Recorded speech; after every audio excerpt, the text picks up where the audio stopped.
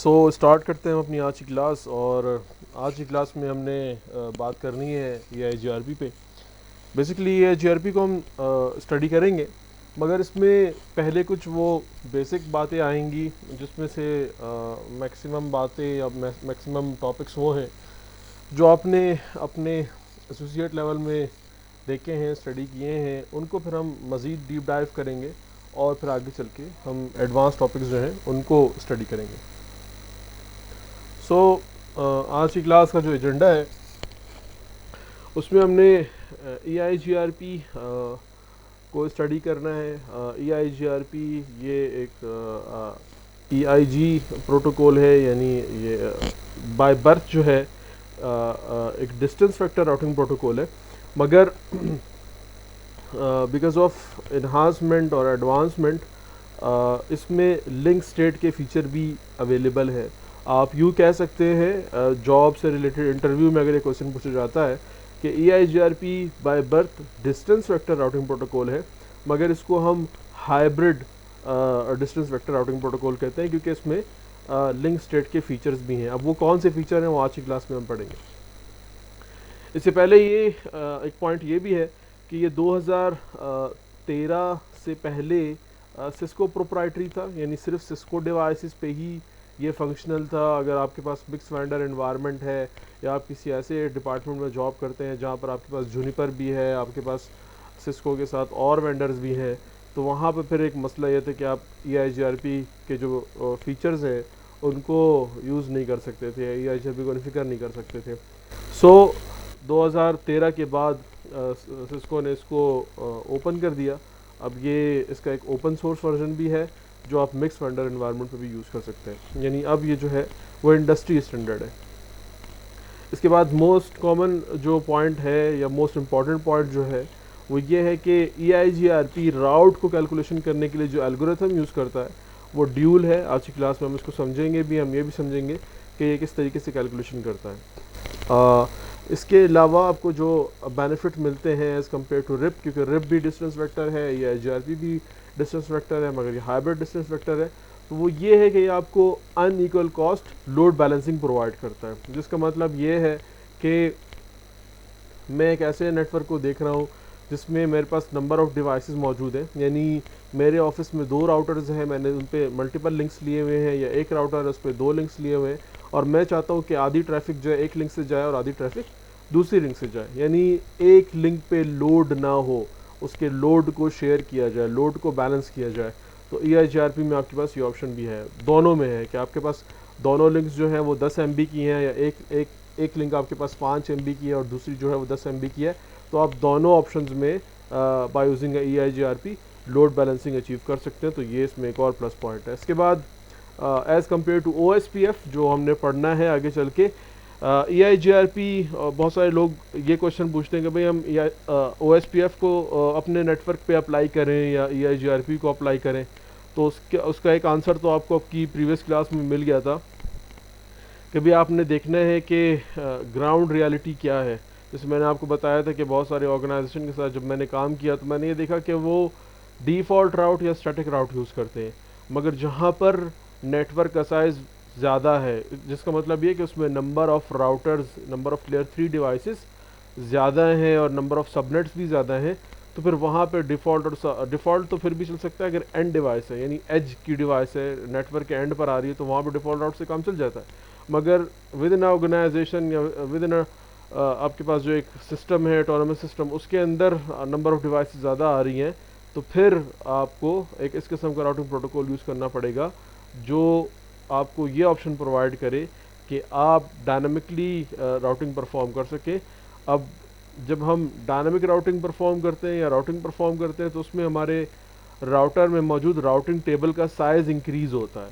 तो इसको रिड्यूस करने के लिए आपके पास डिफरेंट राउटिंग प्रोटोकॉल्स में ऑप्शन अवेलेबल है जिसको हम राउट समराइजेशन कहते हैं। यानी राउट समराइजेशन आपके राउटर के राउटिंग टेबल का साइज़ स्मॉल रखता है। तो एक बड़ी खूबसूरत लाइन है, वो ये है कि smaller the routing table is faster the route is, कि अगर एक राउटर के राउटिंग टेबल का साइज़ छोटा है तो आपका जो राउट है वो फास्ट है, यानी राउटर जो है उसको फ़ौरन स्टडी कर लेता है। और इसी की वजह से हमने अपनी प्रीवियस क्लास में थोड़ी सी बात की थी, MPLS पे आगे जाके और बात करेंगे कि जो टेलीकम्युनिकेशन है या ISP है वो राउटिंग को यूज़ नहीं करता अपने एनवायरनमेंट में। बड़ी अजीब सी बात है। तो फिर वो क्या यूज़ करता है? वो इसीलिए MPLS को यूज़ करता है कि जो ट्रेडिशनल राउटिंग है उसमें राउटर की प्रोसेसिंग कैपेबिलिटीज़ बहुत ज़्यादा यूटिलाइज होती हैं और उसमें इश्यूज़ आते हैं, डिले होता है। तो इससे बचने के लिए, क्योंकि वो तो ISP है, उसके पास पूरी दुनिया की इन्फॉर्मेशन होती है कि एक कस्टमर ने, उसके हज़ारों लाखों कस्टमर होते हैं और एक कस्टमर ने नंबर ऑफ़ वेबसाइट्स जो है वो एक्सेस करनी होती है और वो क्विकली उसको एक्सेस चाहिए होता है। देयरफॉर वो उस पे यानी MPLS को यूज़ कर रहे होते हैं। वापस आते हैं, हम EIGRP भी बात करते हैं। तो हम बात कर रहे थे OSPF और EIGRP कि भाई मेरा एक नेटवर्क है या मैं एक जगह पे एक ऑर्गेनाइजेशन में जॉब परफॉर्म करता हूँ जिसमें नंबर ऑफ़ सबनेट्स बहुत ज़्यादा है, नंबर ऑफ़ राउटर्स बहुत ज़्यादा हैं। तो अब मुझे डिसीजन लेना है कि मैं EIGRP को यूज़ करूं या OSPF को यूज़ करूं। तो बहुत सारे पॉइंट्स हैं। हम EIGRP के रेफरेंस से ये देखते हैं कि OSPF आपको अलाउ नहीं करता कि आप हर जगह पे समराइजेशन कर सकें, यानी हर राउटर के इंटरफेस पे समराइजेशन कर सकें। मगर EIGRP में ये प्लस पॉइंट है कि वो आपको ये अलाउ करता है कि आप हर राउटर के इंटरफेस पे समराइजेशन कर सकते हैं। OSPF में ये नहीं है। तो जब आप राउटिंग प्रोटोकॉल्स को चूज़ कर रहे हो कि भाई रिप हो या EIGRP हो, OSPF हो, IS to IS हो, IS हो, सो वहाँ पर फिर आपको ये याद आना चाहिए कि भाई अगर मुझे समराइजेशन करनी पड़ गई XYZ इंटरफेस पे, XYZ राउटर पे, तो फिर क्या होगा? अगर ये रिक्वायरमेंट है तो आपने क्या करना है? आपने EIGRP को यूज़ करना है। अब जब हम EIGRP को अपने नेटवर्क पे कॉन्फ़िगर करते हैं, आज की क्लास में मैं आपको असाइनमेंट भी दूंगा। जब हम अपने नेटवर्क पे, अपने राउटर पे EIGRP को कॉन्फ़िगर करते हैं तो बेसिकली हमारा जो राउटर है उसके पास नंबर ऑफ़ टेबल्स पॉपुलेट हो जाते हैं, यानी नंबर ऑफ़ टेबल्स जो है वो क्रिएट करता है जिसमें डिफरेंट इन्फॉर्मेशन होती है। अब वो टेबल्स आपके पास, नंबर 1 है नेबर टेबल। नेबर टेबल वो टेबल होता है जिसमें तमाम डायरेक्टली कनेक्टेड जो राउटर्स होते हैं उनकी डिटेल होती है, यानी उनकी नेटवर्क और IP से रिलेटेड जो इन्फॉर्मेशन है वो आपको इसमें मिल जाएगी। उसके बाद नंबर 2 आपके पास है टोपोलॉजी टेबल। ये तो डिस्टेंस वेक्टर है, हाइब्रिड डिस्टेंस वेक्टर है। तो हाइब्रिड इसी वजह से कि ये जो सेकंड टेबल है जिसको हम टोपोलॉजी टेबल कहते हैं, ये किस में होता है? ये लिंक स्टेट में होता है। लिंक स्टेट, राउटिंग प्रोटोकॉल को लिंक स्टेट इसीलिए कहते हैं क्योंकि उसमें जितने भी नेटवर्क्स पार्टिसिपेट कर रहे हैं उनका एक मैप बन जाता है। आप यूँ समझ लो कि मैं आपको कहता हूँ कि यार कोयटा में मुझे इस जगह पे जाना है, तो आपको अगर सिर्फ मैं वो एक गली बता दूं तो ज़्यादा आसान होगा, या आपके पास पूरे कोयटा का नक्शा होगा तो ज़्यादा आसान होगा। तो मेरे ख्याल से आपके पास अगर कोयटा का नक्शा होगा तो उसमें आपको ये भी पता होगा कि यार मैं इस गली इस रास्ते से भी आ सकता हूँ, या मुझे यूनिवर्सिटी आना है तो वो रास्ता भी इसको मिलता है, मैं उस तरफ से भी आ सकता हूँ, मैं सरियाब की तरफ से भी आ सकता हूँ, मैं बरूरी की तरफ से भी आ सकता हूँ, मैं सिटी की तरफ से भी आ सकता हूँ, और इसके अलावा मैं सेटेलाइट टाउन की तरफ से भी आ सकता हूँ। ये आपको इतने रास्ते तब पता चलेंगे जब आपके पास पूरा मैप होगा। तो लिंक स्टेट राउटिंग प्रोटोकॉल जो है, जब हम उसको इस एग्जांपल के ज़रिए समझेंगे तो उसमें ये होगा कि आपके पास नेटवर्क में जितने भी पॉसिबल राउट्स बनते हैं एक डेस्टिनेशन तक पहुंचने के लिए, वो सारे के सारे इन अ शेप ऑफ मैप इसमें आपको मिल रहे होंगे। अब जो राउटर की टर्मिनोलॉजी है उसमें वो इनको कैसे लेबल करता है या कैसे पहचानता है, तो EIGRP में या OSPF में भी होता है। वर्ड यूज़ होता है फिजिबल और, ठीक है, कंटेन फिजिबल, और जो एक सक्सेसर होता है, सो फिजिबल सक्सेसर और सक्सेसर। फिजिबल सक्सेसर और सक्सेसर वो होते हैं, यानी फिजिबल वो होगा जो बैक पे होगा और सक्सेसर वो होगा जो माइग्रेट कर जाता है किसमें? राउटिंग टेबल में। यानी एक सोर्स से डेस्टिनेशन तक पहुंचने के जितने भी पॉसिबल राउट्स बनते हैं वो सारे के सारे टोपोलॉजी टेबल में होंगे, मगर उनमें से जो सबसे ऑप्टिमाइज होगा, सबसे शॉर्टेस्ट होगा, वो आपको कहाँ पे मिलेगा? वो आपको राउटिंग टेबल पे मिलेगा।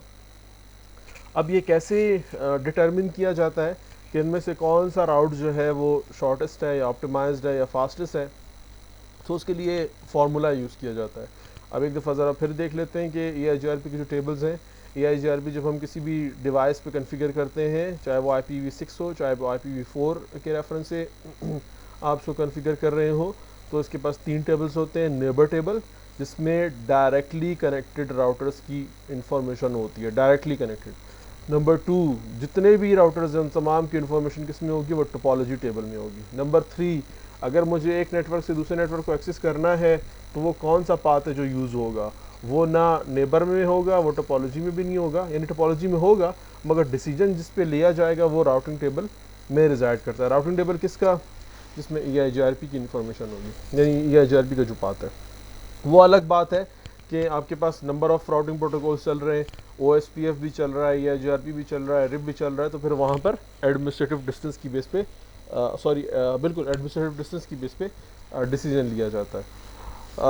नेक्स्ट हमारे पास EIGRP के पैकेट टाइप्स हैं। तो इसमें नंबर ऑफ़ पैकेट टाइप्स जो हैं वो 5 होते हैं। मोस्टली आपको कंफ्यूज किया जाता है कि हाँ भाई बताओ, आपने बता दिया, चलो अच्छी बात है कि 5 पैकेट्स होते हैं, तो क्या ये 5 पैकेट्स अलग अलग जाते हैं? तो इसका जवाब है नहीं, अलग अलग नहीं जाते, ये रिजाइड करते हैं इनसाइड अ सिंगल इन्वेलप, यानी ये एक ही लिफाफे में, यानी वो एक पैकेट जो सिग्नल के थ्रू ट्रैवल करता है एक राउटर से दूसरे राउटर की तरफ, ये उसके अंदर ही होते हैं। यानी बेसिकली जो मैसेज एक राउटर दूसरे को भेजता है वो हेलो ही होता है, उसी के अंदर update, query, reply and acknowledgement होता है। एड्रेसेस आपने याद रखने हैं, आपसे एग्ज़ाम में भी पूछे जाते हैं, और अगर आप कहीं टेस्ट इंटरव्यू में जाते हो तो वहाँ पे भी आपसे ये पूछे जाएंगे।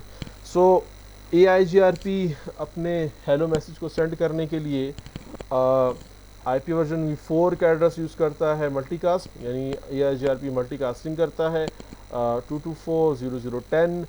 और अगर हम उसको IPv6 के रेफरेंस से देखते हैं तो वो आपके पास कुछ इस किस्म का एड्रेस है जो आपको नज़र आ रहा है। इसका जो अपडेट टाइमर है या हेलो इंटरवल है वो 5 सेकंड्स है, यानी एवरी 5 सेकंड्स जो है वो एक राउटर दूसरे को अपडेट भेजता है कि आई एम अलाइव, और अगर उसको कोई इन्फॉर्मेशन चाहिए यानी अपडेट, क्यूरी और बाकी जो डिटेल है तो वो भी इसी में आती है। अब इसमें कुछ एक्सेप्शंस भी हैं जो आगे चल के हम देखेंगे कि बाज़ औक़ात एक राउट डाउन है और एक राउटर दूसरे राउट को क्यूरी करता है, एक राउटर दूसरे राउटर से पूछता है कि यार ये नेटवर्क अब मेरे पास नहीं है, क्या तुम्हारे पास है तो मुझे बताओ। तो उसमें 5 सेकंड का होना एक मसला भी बन सकता है कि वो कहे कि मेरे पास है मगर वो उसने किसी और से पूछा हुआ था, तो इसमें इश्यूज़ भी आते हैं। ठीक है, तो ये अभी हम आगे जाके देखेंगे, मगर फ़िलहाल आपको ये पता होना चाहिए कि EIGRP के पैकेट टाइप्स जो हैं वो 5 हैं। जो एड्रेस ये यूज़ करता है पैकेट को सेंड और रिसीव करने के लिए वो मल्टीकास्ट रेंज में से ये है। IP वर्जन v4 का ये बनता है, v6 का ये बन रहा है, और एवरी 5 सेकंड्स ये एड्रेस को पैकेट को सेंड करते हैं। इसके बाद नेक्स्ट हमारे पास जो है वो कि ये फार्मूला है जिसका यूज़ करके EIGRP मैट्रिक कैलकुलेशन करता है।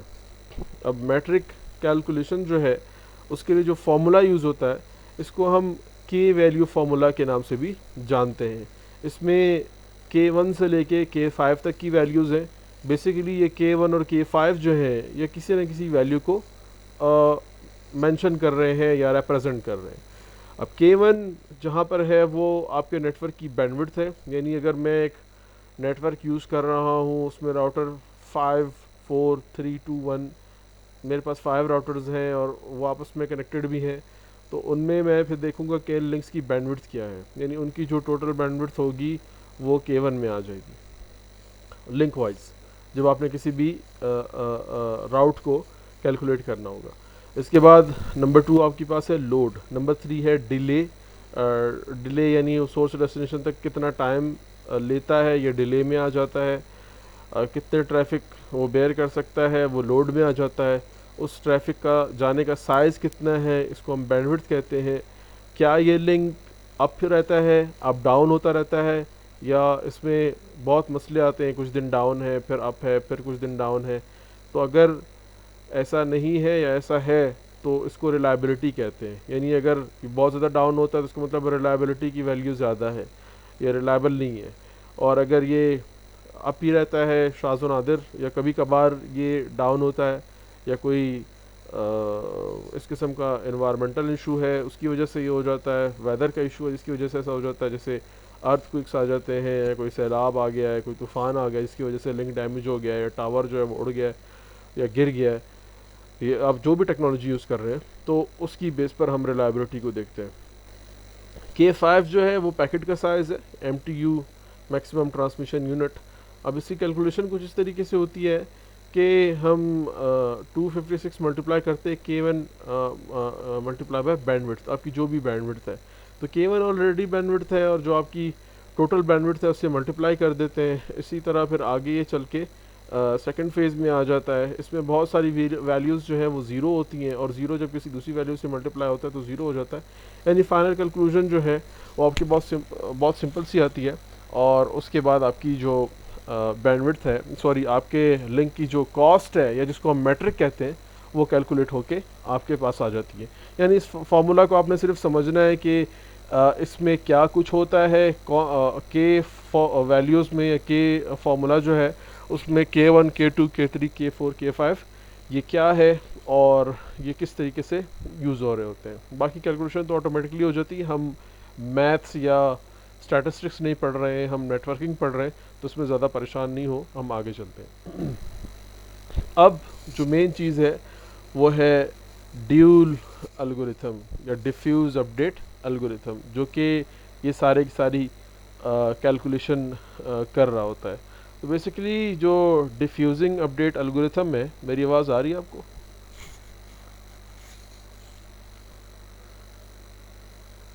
Hello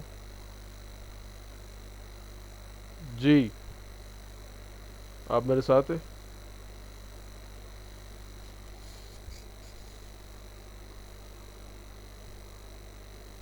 hello hello hello. अच्छा, तो हम बात कर रहे थे ड्यूल एल्गोरिथम पे, जिसमें मैं आपको बता रहा था कि डिफ्यूजिंग अपडेट एल्गोरिथम जो है EIGRP इसको यूज़ करता है ताकि वो जो बेस्ट राउट है उसको कैलकुलेट कर सके। सो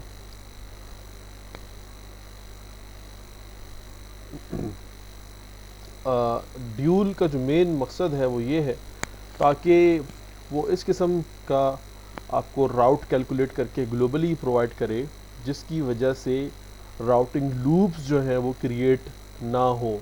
ठीक है, तो इस एल्गोरिथम के दो पर्पस हैं। एक पर्पस तो ये है कि एक तो आपको ये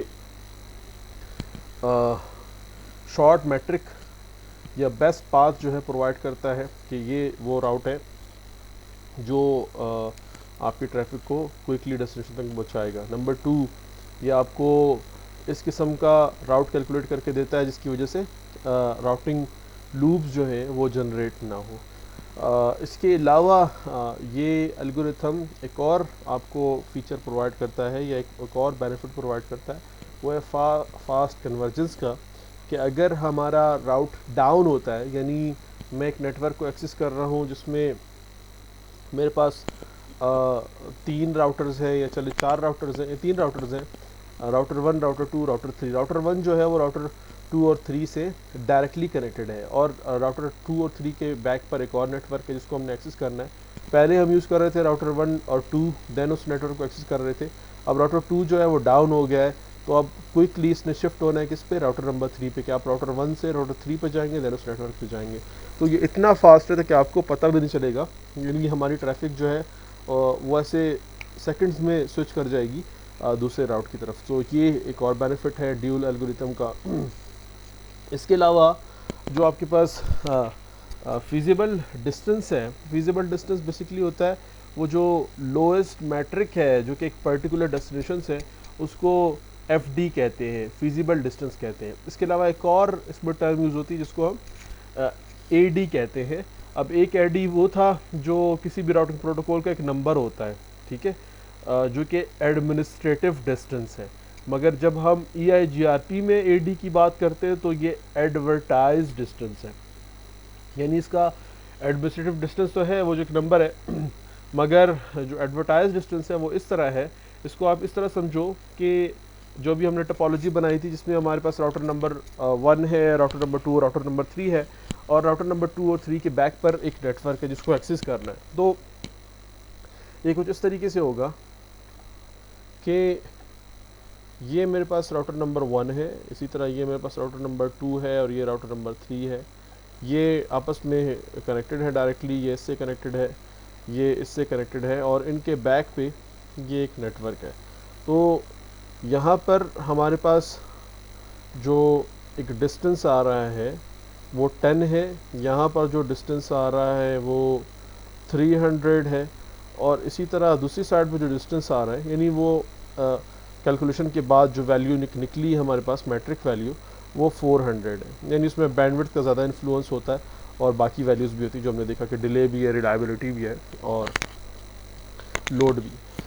सो अब जो यहाँ पर डिस्टेंस आ रहा है वो 10 आ रहा है, और वो जो ऊपर आ रहा है वो क्या आ रहा है, वो एक पे 400, एक पे 300। ये राउटर नंबर 1 है, ये राउटर नंबर 2 है, और ये राउटर नंबर 3 है। अब इसमें हमने क्या समझना है, इसमें समझना है कि भाई फिजिबल डिस्टेंस क्या होता है, एडवर्टाइज डिस्टेंस क्या होता है, और इन दोनों को मिला के फिर जो वैल्यू बनती है वो क्या होती है, और उसमें ऐसा क्या है जिसकी वजह से लूप्स क्रिएट नहीं होती। यानी अगर मुझे नेटवर्क इसको एक्सेस करना है जो कि 10 डॉट समथिंग समथिंग है, 10 dot something something something something, यानी XYZ जो भी वैल्यू नंबर है यहाँ पे वो हमारे पास मौजूद है, तो वो इधर से भी आ सकता है, वो इधर से भी आ सकता है, या वो घूम फिर के इसी तरह दोबारा इस तरह आ सकता है। तो इससे बचने के लिए आपके पास ये अप्रोच मौजूद है, फिजिबल डिस्टेंस और एडवर्टाइज डिस्टेंस।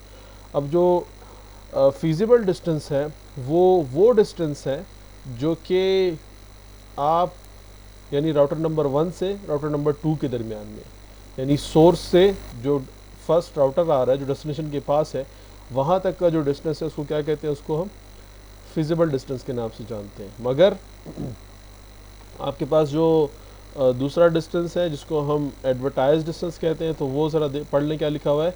एडवर्टाइज डिस्टेंस को रिपोर्टेड डिस्टेंस के नाम से भी जाना जाता है। समटाइम इंटरव्यू में या इसको एग्जाम में आपको कंफ्यूज करने के लिए पूछा जाता है, भाई what is the difference between feasible distance and reported distance. तो स्टूडेंट कंफ्यूज हो जाता है, वो कहते हैं यार मैंने तो पढ़ा था फिजिबल डिस्टेंस और एडवर्टाइज डिस्टेंस, ये रिपोर्टेड डिस्टेंस क्या होता है।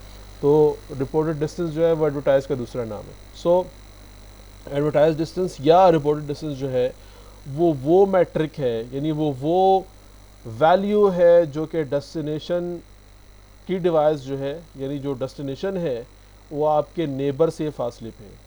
यानी राउटर 2 जो है वो राउटर नंबर 1 का नेबर है, राउटर 3 जो है वो राउटर नंबर 1 का नेबर है, और राउटर नंबर 3 और 2 के बाद एक नेटवर्क है। अब राउटर नंबर 1 और 2 इन दोनों के दरम्यान में नेबर का रिलेशनशिप है, तो इनके दरम्यान का जो फासला है वो क्या है, वो फिजिबल डिस्टेंस है। और जो राउटर नंबर 2 से आगे जहाँ तक राउटर नंबर 1 ने पहुँचना है उधर तक का जो फासला है जो राउटर नंबर 2 से आगे का है उसको क्या कहते हैं, उसको एडवर्टाइज डिस्टेंस कहते हैं। यानी जो मेरे हमसाए ने मुझे बताया वो रिपोर्टेड है या एडवर्टाइज डिस्टेंस है, और जो मेरे हमसाए तक का फासला है वो फिजिबल डिस्टेंस है। तो इस तरीके से इसको लेके आगे चला जाता है, जिसकी वजह से राउटिंग लूप नहीं क्रिएट होती। उसको पता होता है कि यार ये 300 है, आगे 10 है, तो ये 310 होके मुझे मिलेगा। आगे ये जो है ये 400 और वो 10 है, तो 410 है, तो 310 और 410, तो 310 को यूज़ करके उसी को यूज़ करता है, जिसकी वजह से लूप क्रिएट नहीं होती। अगर वो डाउन होता है तो फिर वो इसकी तरफ आएगा। इसके बाद इसी की बेस पे सिलेक्शन की जाती है, जो स्मॉलर होगा वो क्या बन जाएगा, वो सक्सेसर बन जाएगा। सक्सेसर आपको समझ में आ गया होगा कि भाई फिजिबल और एडवर्टाइज डिस्टेंस की बेस पर सक्सेसर की कैलकुलेशन की जाती है। लूप ना बनने का जो कॉन्सेप्ट है वो है फिजिबल सक्सेसर। फिजिबल कंडीशन ये होती है कि आपके पास जो उसका एडवर्टाइज डिस्टेंस है वो हमेशा छोटा होगा किससे, फिजिबल डिस्टेंस से। तो जब भी ये होगा यानी सक्सेसर जो है, ठीक है, जो इसका क्या है एडवर्टाइज डिस्टेंस है वो छोटा होगा किससे, फिजिबल डिस्टेंस से। ठीक हो गया। तो इसकी वजह से आपका वो राउट सक्सेसर होगा और उसकी वजह से कभी भी लूप भी क्रिएट नहीं होगी। देख लो ना, एक साइड पे हमारे पास जो एडवर्टाइज डिस्टेंस है वो क्या है,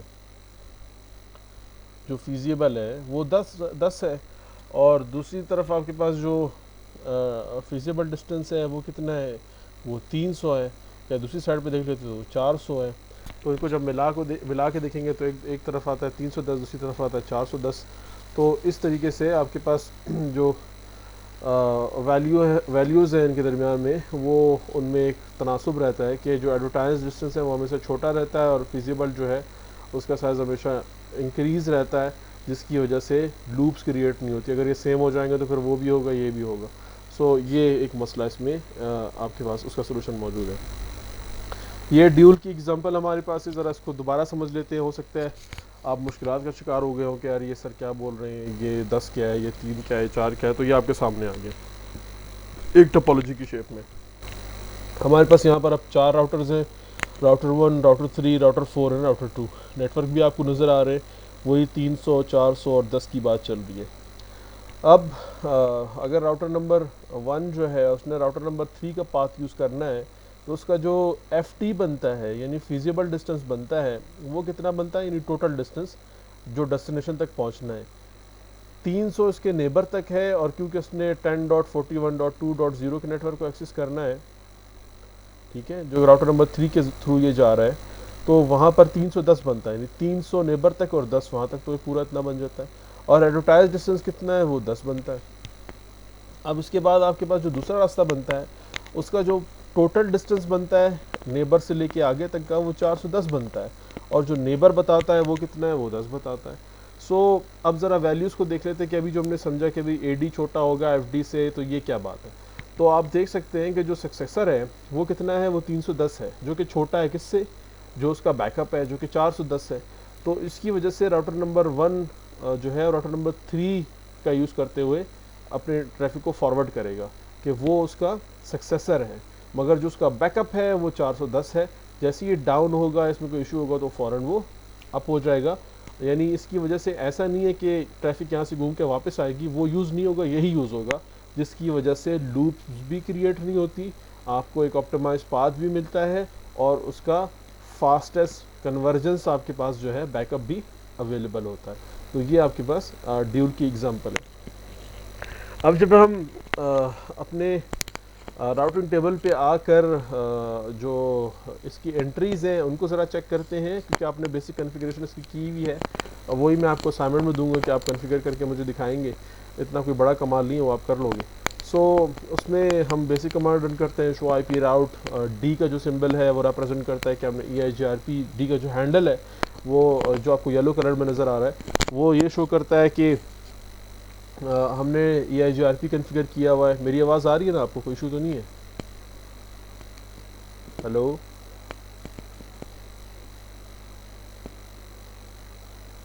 हेलो,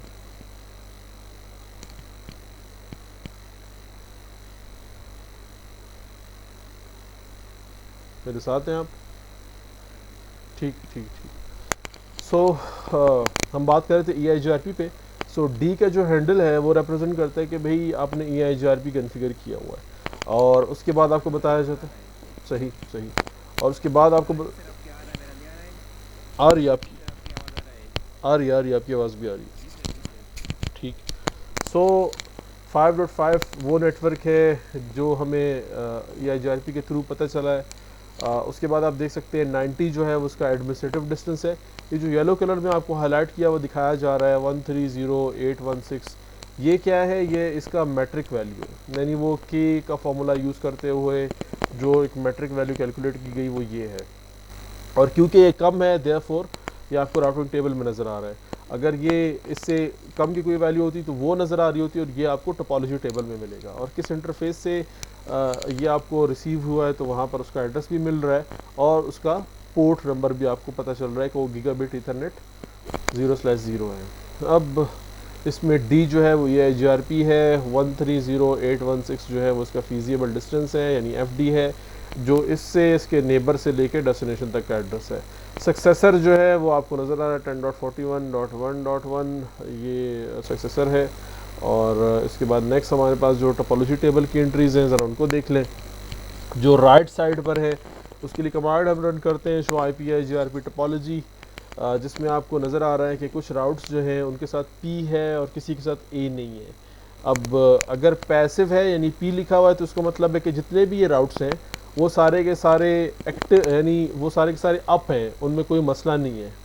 और अगर किसी राउट के साथ ए लिखा हुआ है, यानी वो आपको नज़र आ रहा है रेड कलर, रेड से अंडरलाइन भी किए हुए हैं राइट साइड पे, जो आपको एक पिक्चर नज़र आ रही है जिसमें एक राउट जो है हाईलाइट भी किया हुआ है, तो उसमें पी का मतलब ये कि ये सारे के सारे फंक्शनल हैं, इनमें कोई इशू नहीं है, और इनमें जो लोएस्ट मैट्रिक का होगा वो आपको राउटिंग टेबल में मिलेगा। उसके बाद हम आगे चल के और भी बात करते हैं कि भाई इनमें से कौन सा हमें राउटिंग टेबल में मिलेगा, कौन सा नहीं मिलेगा। मगर अगर इनमें से किसी के साथ भी पी नहीं बल्कि ए लिखा हुआ है, तो इसका मतलब है कि एक मसला है। वो मसला क्या है? वो मसला ये है कि आपका जो नेटवर्क है वो डाउन हो चुका है, और EIGRP एक्टिवली क्या कर रहा है, उसका बैकअप ढूंढ रहा है, यानी उसको ढूंढ रहा है कि ये कहाँ पर मिल जाएगा मुझे, इनमें से किसके पास है, मुझे क्यूरी करनी है। तो एक्टिव यानी ए का मतलब है प्रॉब्लम, और पी का मतलब है कि कोई प्रॉब्लम नहीं है।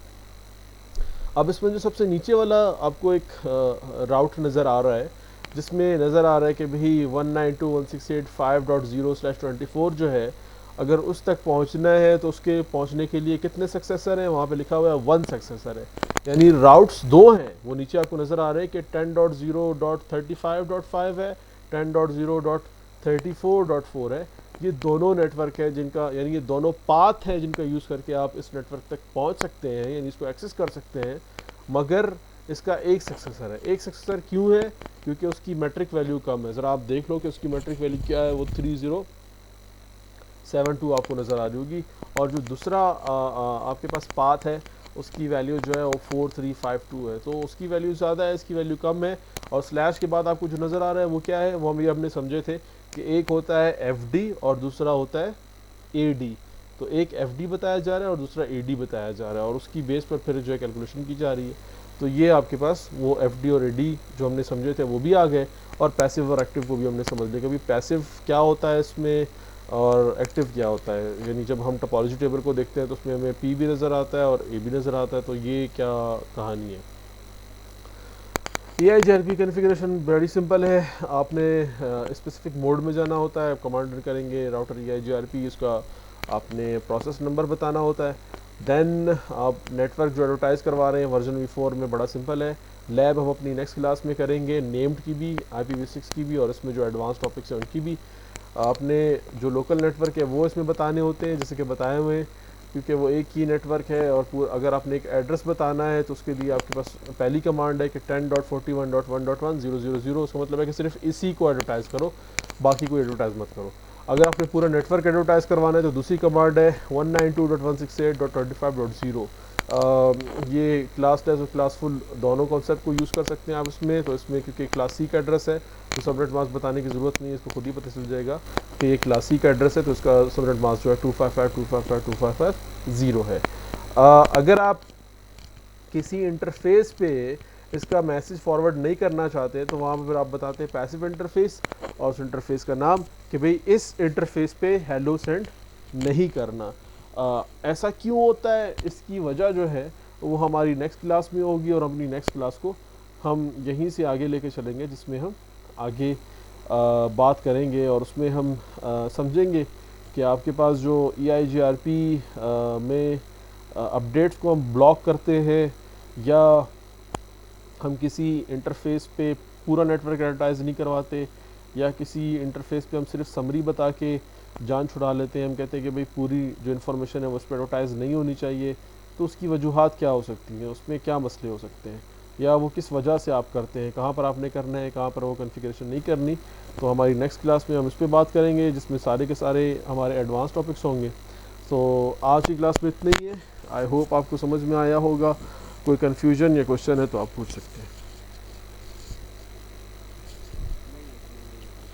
चलिए ठीक है, तो इंशाल्लाह ताला अज़ीज़ हमारी मुलाकात अगले हफ्ते को होगी, वही टाइम होगा। अगर टाइमिंग में कोई मसला हो रहा था तो मैं आपको मैसेज कर दूंगा, और नोट्स और रिकॉर्डिंग आपको ईमेल के थ्रू मिल जाएगी। प्रीवियस वाली मिल गई है ना? चलो ठीक है, अपना ख्याल रखना, दुआ में याद रखना। इंशाल्लाह ताला अज़ीज़ ज़िंदगी रही तो मुलाकात होती है जी। हाँ, असाइनमेंट मैं आपको ये देता हूँ। बिल्कुल बिल्कुल। वो असाइनमेंट ये है कि आपने ये टोपोलॉजी बना के इसको कॉन्फ़िगर करना है, पैकेट ट्रेसर में आप करेंगे। जी जी, ठीक हो गया। सही है, सुनिए ये भी ना कंफ्यूजन है हाँ, इसमें। और ये जो राउटर नंबर 1 और 2, राउटर नंबर 1 और राउटर नंबर 3 के दरमियान में लिंक है, इसकी बैंडविड्थ है 1 MB, और राउटर नंबर 1 और राउटर नंबर 4 के दरमियान में जो लिंक है इसकी बैंडविड्थ है 512 KB। ठीक है, ये आपने कॉन्फ़िगर करना है, 512 में सर? 512 KB। 512 में करना है इस साइड में, हाँ, ये दीजिए। ठीक है, यहाँ पे KB है, यहीं वहाँ पे 1 MB है, अच्छा 1 MB। यानी 1024 KB। सही है सर। ठीक हो गया। और कुछ? सही है सही है। चलो ठीक है, इंशाल्लाह ताला अज़ीज़ ज़िंदगी रही तो मुलाकात होती है। अल्लाह हाफ़िज़, अल्लाह हाफ़िज़।